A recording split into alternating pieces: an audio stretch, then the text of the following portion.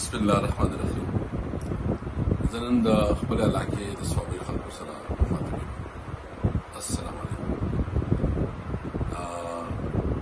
ډېر وخت شوی دی، ماته احساس دی چې ملاقات دی شوي، رابطې محدود شوي دي او په حالاتو تاسو خبر دی. او دا چې څه زمونږ روسه پورې خاموشي یا مونږ چې نور سایډ یو، یو خو د حکومت او د جبر او تشدد، او بل طرف ته د عمران خان کلیر انسټرکشن چې څو پورې معنی وي دي هغه پورې به تاسو چې سایډ دی او د حالاتو مطابق به چې دی نو بیا فیصلې کوو. نو زمونږ دا زمونږ منظم ملګري یو، دا د پارټي پالیسي او د پارټي ډیسیژن و. د دې دا مقصد هېڅ ګډ نه دی چې ګینې مونږ د حالاتو نه چېرته خوفزده یو یا یریږو. مونږ په دې پوهېږو او زما خو دا عقیده ده چې عزت او ذلت الله ورکوي، مر او ژوند د الله په لاس کې دی. ټول عمر مونږ د خپلو خلکو تېر کړی دی او بیا به وي او بیا به وي انشاءالله. او چې پارټي څنګه فیصله وکړي چې عوامو سره رابطه مهم، نو انشاءالله تعالی تاسو خو راځو، ملاقاتونه به هم کوو انشاءالله تعالی، او ټولو سیمې ته راوبلکې ټول ملک ته به چې نو عوامي رابطه مهم شروع کړو. ما صرف په دې میسج تاسو ته غوښتل چې نه موږ وروسته یو، نه د چا پروا کوو.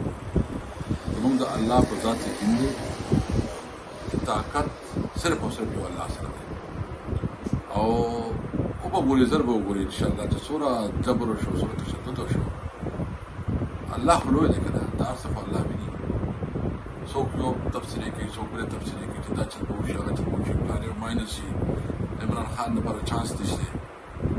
نو زه دا تپوس کوم چې په دې دنیا کې ډېر لوی لوی طاقتونه، ډېر لوی لوی خلک پاتې شوي دي، دا نه چېرته دي؟ بېسری الله دی. مونږ خپل ځان الله ته ورکولی دی، او زمونږ د خپل خدای نه او د خپل عوامو نه دا توقع ده چا به عمران خان سره کلک ولاړ وي، په نرم ولاړ وي. مونږ به انشاءالله تعالی که الله ته منظور وي چې څنګه پارټي فیصله وکړي، عوامي رابطه هم موږ شروع کوو. د دې سازۍ چې چېرته په کار دي، چې هلته زمونږ چې کوم تنظیمونه یې په کار دي چې تنظیم سازۍ برابر کړي، د ویلج کونسل لیول باندې یا تحصیل لیول باندې، چې هر لیول باندې په مشوره باندې تنظیمونه برابر کړي.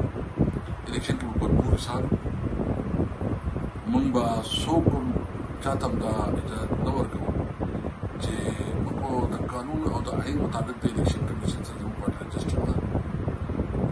مونږ د آئین بالادستي غواړو، د قانون حکمراني غواړو، او دا غواړو نو انشاءالله تعالی زمونږ دپاره څوک هم دا فیصله نشي کولی چې مونږ د الیکشن نه بهر وساتي.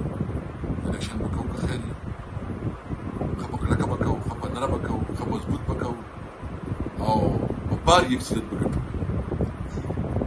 دا الله په مدد سره، او زه خپلو خلکو ته وایم چې ستاسو په مدد سره. فیصله خو به تاسو کوئ که نه؟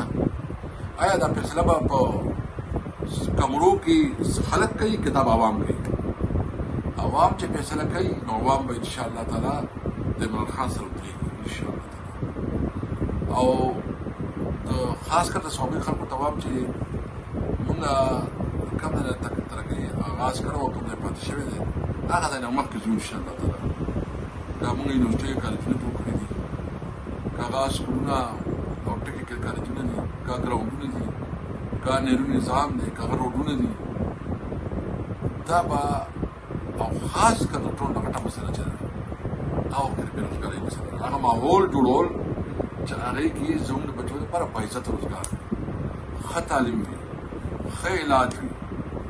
هسپتالونه شکر الحمد تاسو ګورئ چې نن څومره اپګریډ شوي دي. خو دا کار به یوازې صدقه سر نه کوي، یوازې عمران خان به نه کوي، دا به موږ تاسو ټول په شریکه کوو. د یو قوم په حیثیت باندې به موږ خپل اواز اوچتوو. او زما دا امید دی د دې وخت چې کوم د بدامنۍ دا کوم ماحول د پالیسو وجه ده، موږ به هغه پالیسۍ راولو چې هغه به صرف او صرف چې دی د پاکستان د عوامو د مفاد مطابق ان شاء الله امن به قایمیږي، خوشحالي به راځي، ترقي به راځي او پاکستان به پاکستاني چې پاکستانیان به خپل پاکستانیت باندې فخر کوي. راځئ چې په شریکه باندې د وطن د ترقۍ د خوشحالۍ دپاره، د پرمختګ دپاره، د قانون د حکمرانۍ دپاره، د آئین د بالادستۍ دپاره یو جدوجہد شروع دی او مضبوط کړو او په مخکې بوځو. انشاءالله پاکستان زنده باد.